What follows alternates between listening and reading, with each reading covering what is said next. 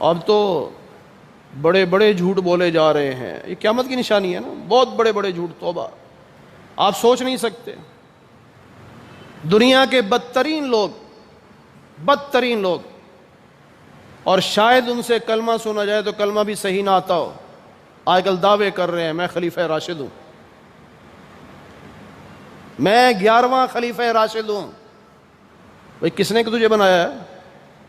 کہتے جی خواب میں اللہ کے نبی نے مجھے بنایا ہے۔ ہمارے مفتی رشید صاحب رحمۃ اللہ علیہ تھے، کراچی والے، جامعۃ الرشید کے بانی، ان کے پاس ایک مولوی صاحب گئے، داڑھی رکھی ہوئی ہے، رومال باندھا ہوا ہے۔ حضرت مجھے خواب آیا کہ میں امام مہدی ہوں، لہٰذا آپ میرے ہاتھ پہ بیعت کریں۔ تو مفتی صاحب تھے نا، میں کہا بہت اچھے، مجھے رات خواب آیا تھا کہ ایک آدمی آئے گا داڑھی والا، رومال باندھے ہوئے، وہ کہے گا میں امام مہدی ہوں، تم اسے قتل کر دینا۔ اٹھ کے بھاگ گیا۔ ایسوں کا ایسا علاج ہے، بدبخت انسان، صرف تجھے نبی نے کہنا تھا۔ اصل میں مصیبت یہ ہے نا کہ آج کل چکر ہی یہ چل رہا ہے، مجھے نبی نے خواب میں کہا تھا اس سے شادی کر لو، تو اس نے کہا بھی اگر خواب میں پہلے بندے سے طلاق لے کر اپنے بچے چھوڑ کر اس سے شادی کر کے خاتون اول بن سکتی ہے تو چلو میں بھی خلیفہ بن جاؤں، خواب سنا دوں کسی کو۔ خواب کے حالات ہی کچھ اور ہوتے ہیں، یاد رکھیے گا، ہر کسی کے خواب پر فیصلہ نہیں ہو سکتا۔ اب بندہ نوجوان ہوتے ہیں، خواب دیکھتے ہیں نا رات کو، صبح اٹھ کے نہاتے ہیں، پھر اب کیا کرنا چاہیے؟ کوڑے مارنے چاہیے نا، شرم نہیں آتی؟ زنا کرتا ہے، رات کیا کر رہا تھا خواب میں، کیوں غسل واجب ہوا، مارو اس کو کوڑے۔ اے بے وقوف، خواب اور چیز ہے۔ امام محمد ابن سیری رحمۃ اللہ علیہ کے پاس ایک آدمی آتا ہے، کہتا ہے حضرت میں نے خواب دیکھا، کیا؟ کہ میرے گھر میں اللہ کے نبی تشریف لائے ہیں۔ فرمایا مبارک ہو، اچھا خواب ہے، وہ چلا گیا۔ تھوڑی دیر بعد ایک اور آدمی آیا، حضرت میں نے خواب میں دیکھا میرے گھر میں اللہ کے نبی تشریف لائے۔ فرمایا جلدی کر، سامان نکال، تیرے گھر میں آگ لگنے والی ہے۔ اب شاگرد پریشان، ان کا دونوں خواب ایک جیسے ہیں، تعبیر الگ الگ کیوں ہے؟ شاگردوں نے جب پوچھا، فرمایا پہلا آدمی نیک آیا تھا، اس کے گھر میں نبی کا آ جانا رحمت ہے، اور دوسرا جو ہے یہ غلط آدمی آیا تھا، گناہگار تھا، اس کے گھر میں نبی کا آنا اشارہ ہے کوئی آفت آنے والی ہے۔ حالانکہ تعبیر الگ ہوتی ہے۔ اب یہ بدبخت جو اٹھا ہے، میں 11واں خلیفہ راشد ہوں، تم میرے ہاتھ پہ بیعت کرو، میرے بعد امام مہدی آئیں گے، وزیر اعظم کو بھی چاہیے میری بیعت بھی کرے، مجھے سیکورٹی بھی دے، chief of the army staff کو بھی چاہیے میرے ہاتھ پہ بیعت کرے۔ کمال ہے، تیرے ہی ہاتھ رہ گئے ہیں بیعت کے لیے۔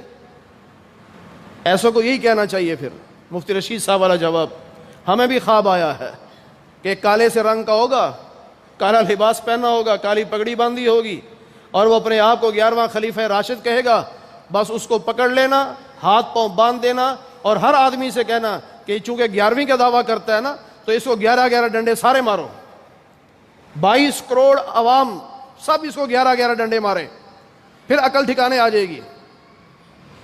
ہمارے علاقے میں کینچی امر سدو کے پاس وہاں ایک جگہ ہے، سرکاری جگہ، دربار کے نام پہ، جیسے پہلے زمانے میں ہوتا تھا، یہ مسجد کے نام کی جگہ، یہ دربار کے نام کی جگہ۔ تو وہاں ہمارا جو MP ہے نا میاں نصیر، اس نے سوچا یہ جگہ بیکار پڑی ہے، تو اس نے فنڈ جاری کروا کے وہاں لڑکیوں کا اسکول بنوایا۔ ابھی اسکول بننے لگا تو جو دربار کا مجاور تھا نا وہ بڑا ہو کیا ہوا، راجی رات خواب میں بابا بلے شاہ صاحب آ گئے، انہوں نے کہا اس کو منع کرو، یہ جو کسیاں چلاتا ہے نا کھدائی کرنے کے لیے، یہ میرے سینے پہ چل رہی ہیں، اس کو روکو، یہ دربار کی جگہ ہے۔ اب میاں نصیر عقیدے کا مضبوط آدمی ہے، اچھا آدمی ہے، اس نے SP سے کہا اس کو اٹھا کے نا تھانے لے جاؤ۔ وہ اٹھا کے تھانے لے گئے، انہوں نے کہا ہاں بھائی اب تیرے خواب میں بابا آئے گا یا یہاں ٹھکائی کریں تیری؟ کہتا معافی دے دو، آج کے بعد بابا نہیں آئے گا۔ اس کی بھی یوں تھانے میں 4 لیتر پڑے ہوں، اسے کہنا کوئی اللہ کے نبی نہیں آئے تھے، مجھے کسی نے نہیں کہا کہ میں 11واں خلیفہ ہوں، میں تو ڈھونگ رچانے کے لیے کیا ہے۔ ایسے کذاب اور دجال لوگوں سے بچنا چاہیے۔ اہل سنت والجماعت کا عقیدہ 4 خلفائے راشدین ہیں، بس خلفائے راشد 4 ہیں، اس لیے ہم کہتے ہیں نا خلافت راشدہ حق 4 یار۔ کیا مطلب؟ 4 خلیفہ ہیں جو راشد ہیں، خلیفہ راشد موعود، جن کا وعدہ اللہ نے قرآن میں کیا تھا۔ صدیق اکبر پہلے، عمر فاروق دوسرے، عثمان غنی تیسرے، علی المرتضیٰ چوتھے، یہ 4 خلیفہ راشد ہیں۔ حضرت امیر معاویہ خلیفہ عادل ہیں، عمر بن عبدالعزیز خلیفہ عادل ہیں، لیکن خلیفہ راشد نہیں ہیں۔ ہر ایک کی خلافت کا فرق ہوتا ہے، اور یہ 15ویں صدی میں آ کے کہتا ہے میں خلیفہ راشد ہوں۔